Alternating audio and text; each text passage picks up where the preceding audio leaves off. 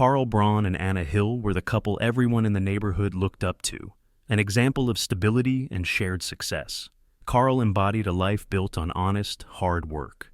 His days as a carpenter brought him immense satisfaction, crafting pieces that were both beautiful and enduring. Despite running a modest business, his craftsmanship and dedication ensured a comfortable life for them. Quiet and thoughtful, Carl was a man who cherished the simplicity of their world. Each evening, he would return home from his workshop, his hands calloused and his clothes speckled with sawdust, a silent testament to his labor. Entering the house, his heart would swell with anticipation at the thought of seeing Anna, of sharing a meal and conversation after the day's work.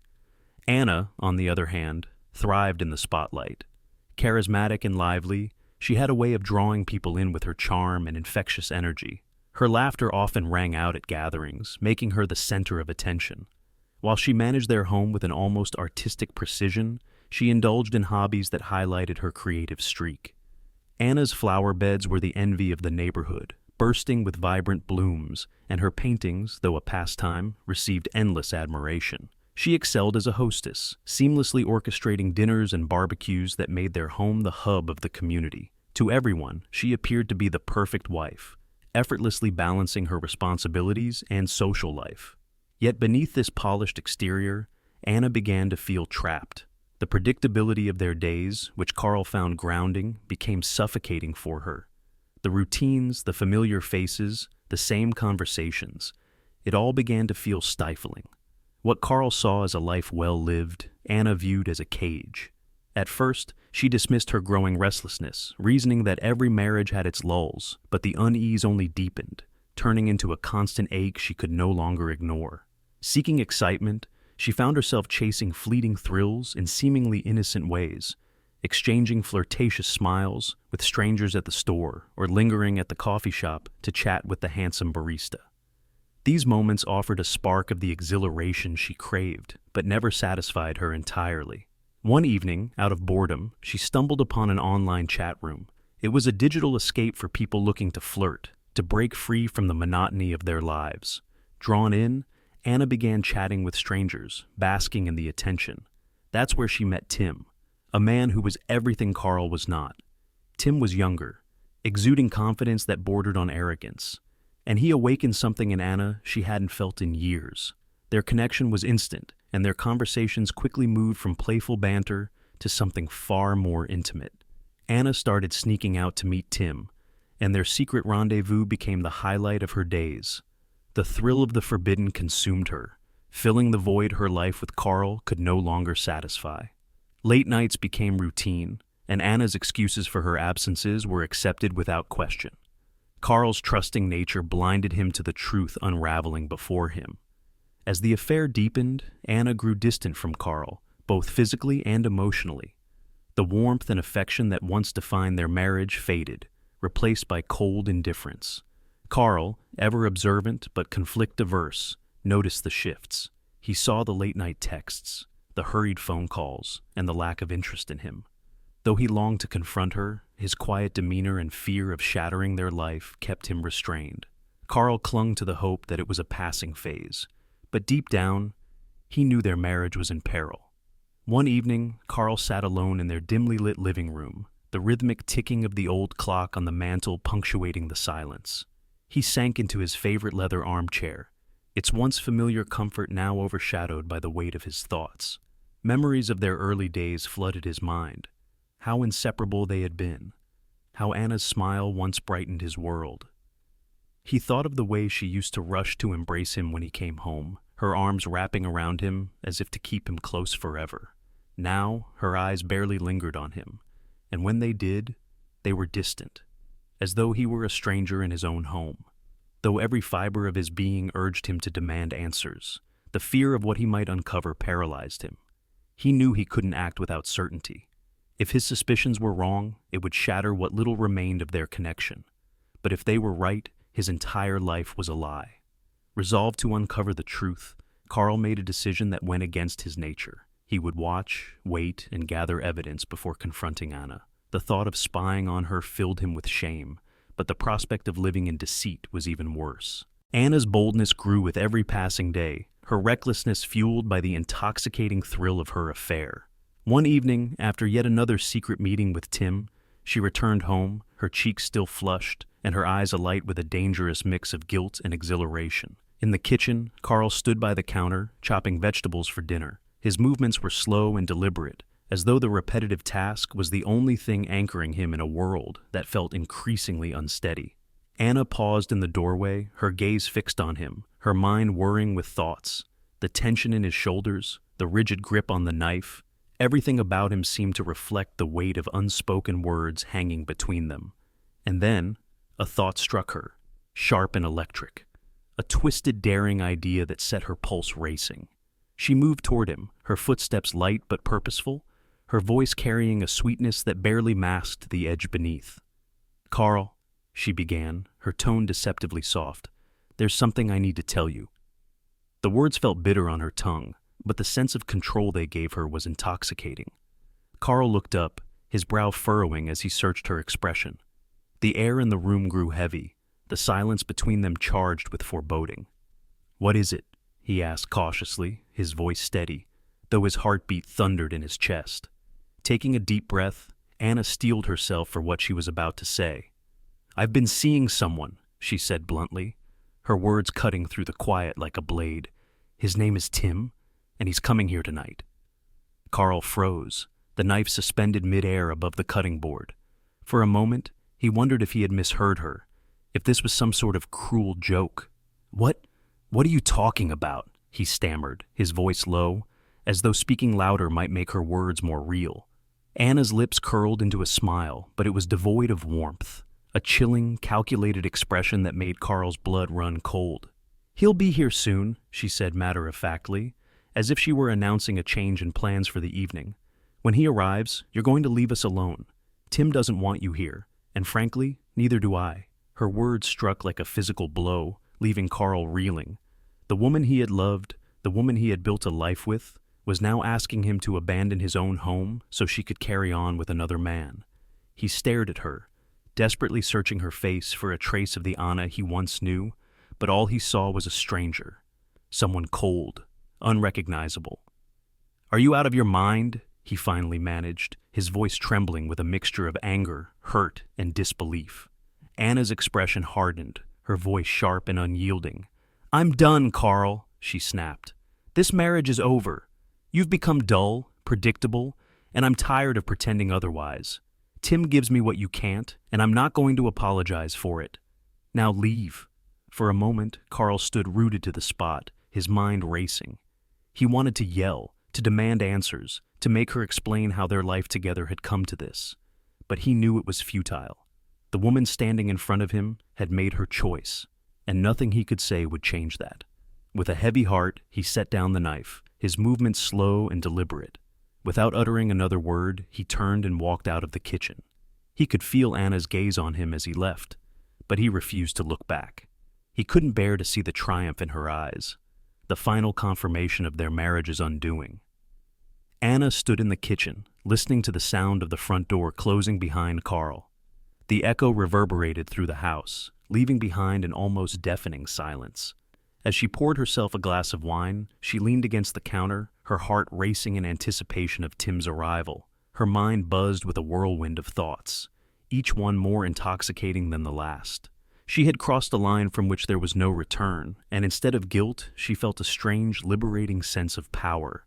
Outside, Carl stood motionless on the porch, his hands trembling as though they belonged to someone else.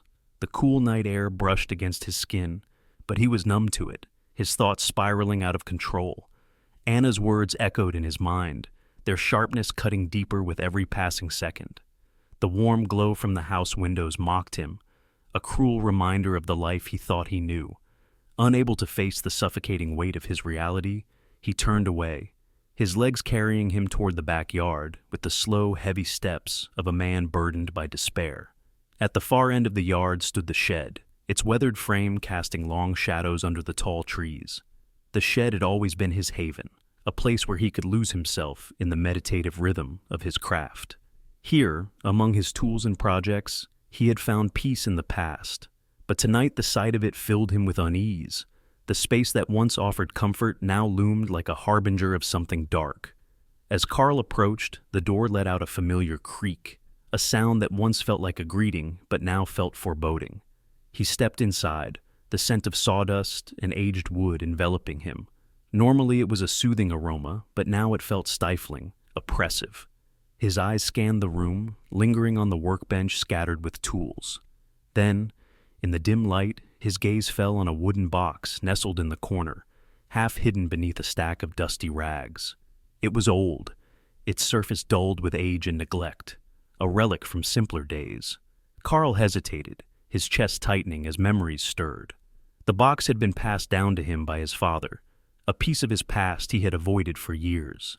Yet now, an inexplicable force seemed to pull him toward it. Slowly, as though in a trance, he walked over and knelt beside it. His hands trembled as he brushed away the dust and lifted the lid. Inside, the tools were arranged with the care and precision his father had taught him. Chisels, hammers, saws, each one a familiar companion. But something else caught his eye, something that hadn't been touched in years. Resting beneath the other tools was a hunting knife, its blade glinting faintly in the dim light. The handle was worn smooth, a testament to its history, and as Carl picked it up, its weight felt both alien and familiar in his palm. It had been a gift from his father, a symbol of trust and maturity, but tonight, it felt like something entirely different. As Carl wrapped his fingers around the handle, a surge of emotion flooded through him. Rage, betrayal, sorrow, and something darker. A primal urge stirred within him, one he had never known before. His thoughts, usually so deliberate and measured, were now a storm of chaos. Every emotion led to a single consuming desire: revenge. The noise of the night around him dulled, replaced by the relentless pounding of blood in his ears. He stared at the knife, the steel blade sharp and unrelenting. It was a tool crafted for purpose, but in his hands, it felt like a weapon. A small voice within him tried to remind him of who he was, of the values he had always lived by, but that voice was drowned out by the tidal wave of his anger and pain. The lines between right and wrong blurred, and all that remained was the cold certainty of what needed to be done. Clutching the knife tightly, Carl stood and walked out of the shed. The door creaked behind him as it closed, the sound fading into the stillness of the night. Above, the sky was shrouded in thick clouds, the stars hidden from view.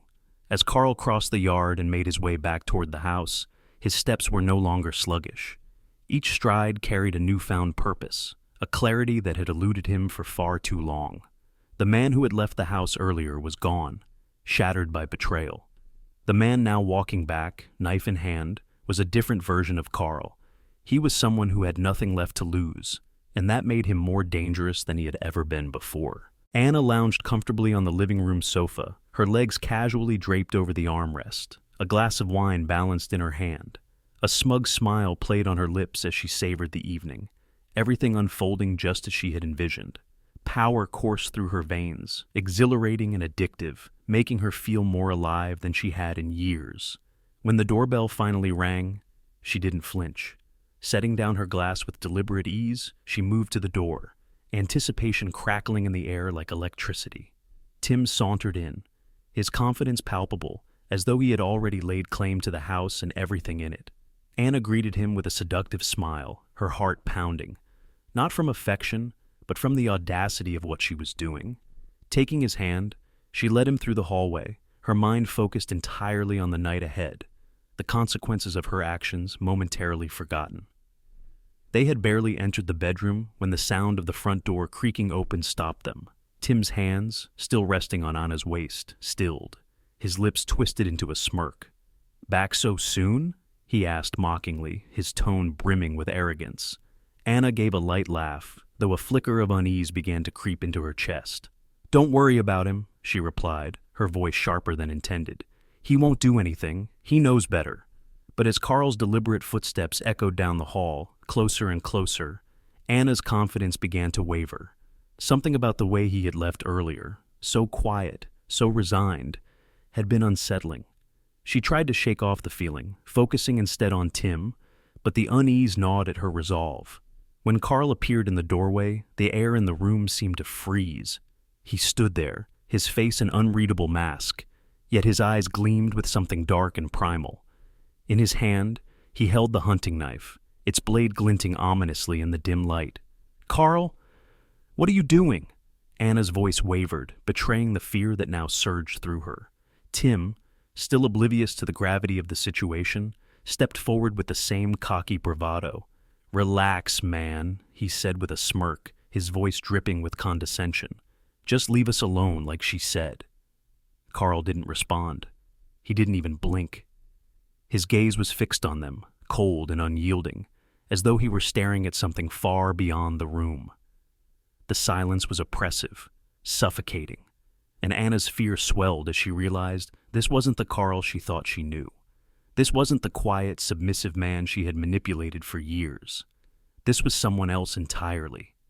"Carl, please, put the knife down," Anna pleaded, her voice trembling as her legs threatened to give out beneath her. Carl took a single deliberate step forward, the blade catching the light in a way that made Anna's stomach twist. Tim, still underestimating the danger, moved toward him, intent on pushing past. But in an instant, Carl sprang into action. The knife sliced through the air with terrifying precision, and Tim's smug expression crumbled into one of sheer terror. A scream tore from Tim's throat, raw and guttural, echoing through the house. Anna stood frozen, her body refusing to obey as she watched Carl unleash years of suppressed rage. Each movement was calculated, brutal, and unrelenting. Blood spattered across the walls, the floor, and even Anna herself, painting the room in a grotesque tableau of fury and vengeance. She wanted to run, to scream, to do anything, but her legs felt rooted to the ground. She could only watch in paralyzed horror as Carl continued his assault. The man she had thought she controlled now, a force of nature she could never hope to contain. The air was thick with the metallic tang of blood, and when the chaos finally subsided, Tim lay crumpled on the floor, barely breathing. His body was a mangled wreck, his arrogance and bravado reduced to a pitiful, blood-soaked shell. The room fell into an eerie silence, broken only by Carl's ragged breathing. He turned to Anna, his expression devoid of recognition or warmth. His eyes, once familiar, were now icy voids that seemed to pierce through her. "Now it's your turn," Carl said, his voice calm, each word dripping with chilling finality. Anna stumbled backward, her heart hammering in her chest as terror gripped her. "Carl, please don't do this. I love you," she cried, her voice cracking as tears streamed down her face. But Carl showed no mercy. There was no hesitation in his movements as he advanced toward her, the knife gleaming in his hand. In that moment, Anna realized with horrifying clarity that she had unleashed a storm she could no longer control. She had played a dangerous game, and now the cost would be exacted in blood. The night spiraled into a nightmare beyond anything Anna or Tim could have imagined. As the hours dragged on, the violence unfolded like a grim symphony, each act of brutality more merciless than the last. Carl, the man they had dismissed as meek and passive, revealed a side neither of them had anticipated, a darkness forged from years of quiet resentment and betrayal. When it was over, Tim lay crumpled on the floor, barely conscious, his arrogance and confidence obliterated. Anna, motionless and battered, was barely recognizable, her face swollen and streaked with blood and tears. The room around them was a scene of devastation. Overturned furniture, blood-streaked walls, and shattered remnants of their reckless choices. Carl stood amidst the chaos, his chest heaving from exhaustion, his clothes soaked in crimson. His trembling hands bore the evidence of his unleashed fury, knuckles cracked and raw. He looked down at the broken figures of Anna and Tim, his expression devoid of any recognizable emotion. The rage that had consumed him moments earlier had dissipated, leaving behind a hollow emptiness. For a fleeting moment, doubt flickered in Carl's mind. Had he gone too far? Was this a line he could never uncross? But the memories of Anna's callous dismissal and Tim's mocking arrogance surged back, erasing any trace of regret. The betrayal, still fresh and raw, burned deep within him, hardening his resolve. Without a word, Carl turned and walked out of the house. His footsteps were slow and deliberate, echoing in the heavy silence. He didn't know where he was going, only that he couldn't remain there any longer. The life he had built was gone, reduced to rubble in a single night. The only certainty now was that he had to leave. Stepping into the cool night air, Carl felt its chill against his face, though it did little to calm his racing thoughts. The first hints of dawn crept over the horizon, the faint light casting long shadows on the driveway. He didn't look back at the house. There was nothing left for him there. As he walked down the street, the distant wail of sirens grew louder, but he didn't quicken his pace. Each step felt like a deliberate severing of ties with the life he once knew, as he disappeared into the shadows of the early morning. Anna awoke hours later to the sterile brightness of a hospital room. The fluorescent lights above stung her eyes, forcing her to blink rapidly as she tried to make sense of her surroundings. The first thing she noticed was the pain, a deep, relentless ache that seemed to engulf her entire body. Her head throbbed, and her thoughts were clouded, fragments of the previous night's horror slowly surfacing in her memory. As her vision cleared, she realized she was alone. The room around her was stark and clinical, the air filled with the rhythmic beeping of machines. She tried to move, but a sharp pain shot through her side, anchoring her to the bed. Panic bubbled beneath the surface as her memories began to align. Carl's expressionless face, the gleam of the knife, Tim's screams echoing through the house. The door opened and a nurse entered, her demeanor calm and professional. She moved with practiced efficiency, checking the monitors before noticing Anna's open eyes. "You're awake," the nurse said gently, her voice kind. "How are you feeling?" Anna's throat felt raw and dry. She tried to speak but managed only a croak. The nurse handed her a cup of water, helping her take small sips. The cool liquid soothed her throat, but did little to quell the storm raging within her. "Where am I?" Anna finally managed, her voice hoarse and weak. "You're at the county hospital," the nurse replied. "You were brought in last night with multiple injuries. You're stable now, but you've been through a lot." Anna's gaze darted around the room, desperate for something familiar, but the sterile walls offered no comfort. "Tim?" she whispered, her voice trembling. "What about Tim?" The nurse's expression softened, a shadow of pity crossing her face. "He's in the ICU. His injuries are severe, but he's stable for now." The words struck Anna like a physical blow. Tim, the man for whom she had risked everything, was clinging to life by a thread. The guilt pressed down on her like a suffocating weight. She wanted to cry, to scream, but her body refused to comply. Instead, she lay there, hollow and numb, as the consequences of her choices settled over her like a suffocating blanket. "Is Carl here?" she asked hesitantly, a mix of fear and fragile hope threading through her voice. Despite everything, some part of her clung to the idea that Carl might care enough to be by her side. The nurse shook her head. "No one has come to see you yet," she said carefully, "but the police were here earlier. They'll need to speak with you once you're ready." The mention of the police sent a fresh wave of dread washing over Anna. Of course, there would be no avoiding the aftermath, no escape from the reckoning. She closed her eyes, overwhelmed by the weight of it all. Her actions had led to this, and now the consequences were inevitable. The game she had played had spiraled out of control, and the price was far higher than she could ever have anticipated. The days that followed were a blur of police interviews, medical treatments, and long, painful hours spent staring at the hospital ceiling. Anna felt as though she were trapped in a nightmare from which there was no escape. The weight of her actions pressed down on her like a physical force, leaving her feeling hollow and broken. Each day the police came to ask more questions. Their faces were a mix of curiosity and professional detachment, their probing inquiries peeling away the layers of her carefully maintained composure. Reliving the events of that fateful night over and over again was excruciating. Carl's cold, emotionless gaze and the flash of the hunting knife haunted her, as vivid as if they were happening anew. Tim's guttural screams echoed in her mind, a relentless reminder of her betrayal and its devastating consequences. The police informed her of Carl's fate. He had walked into the local police station the morning after the incident, still covered in blood.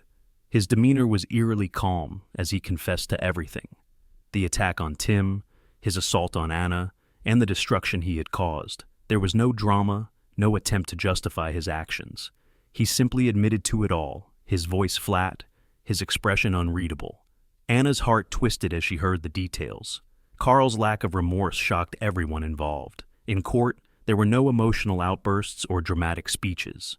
He pled guilty to all charges, his blank stare unnerving even the most seasoned officials. It was as though the Carl she had known, the quiet and steady man she had married, had been erased completely. Anger simmered beneath Anna's surface as she thought about what Carl had done. But intertwined with that anger was a deep, gnawing guilt. She had set everything into motion. Her selfish actions had shattered their marriage, driven Carl to the brink, and left devastation in their wake. The realization was unbearable. How could she blame Carl entirely when she had been the catalyst?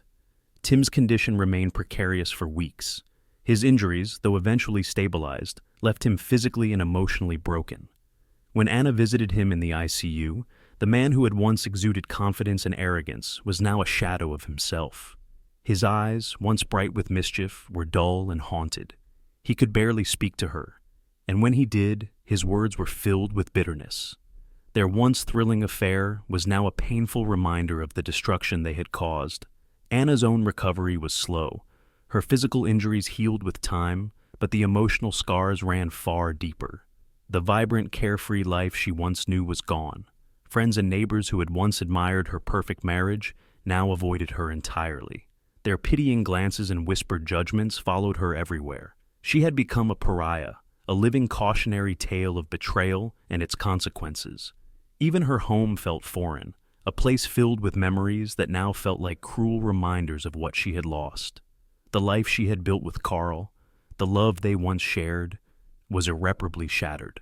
She spent countless nights lying awake, replaying her choices and the chain of events that had led to that horrific night. Anna's visits with Tim became less frequent. Each encounter left her feeling more empty, more detached. The man who had once ignited a spark in her now served as a reminder of everything she had destroyed. She couldn't escape the weight of her guilt or the lingering question of whether her actions had been worth the devastation they caused. The community's judgment was unrelenting. Anna couldn't walk down the street without feeling the sting of disapproving eyes. The whispers, the snide remarks, they all served as a constant reminder of her fall from grace. The perfect life she had taken for granted was gone, replaced by an overwhelming sense of isolation. Months later, Carl was sentenced to a lengthy prison term. His unflinching acceptance of his punishment stunned everyone. Anna attended the sentencing hearing, sitting quietly in the back of the courtroom. When Carl was led away in handcuffs, he didn't glance her way. It was as if she no longer existed to him, as if he had severed every emotional tie to his former life. The weight of that realization crushed her.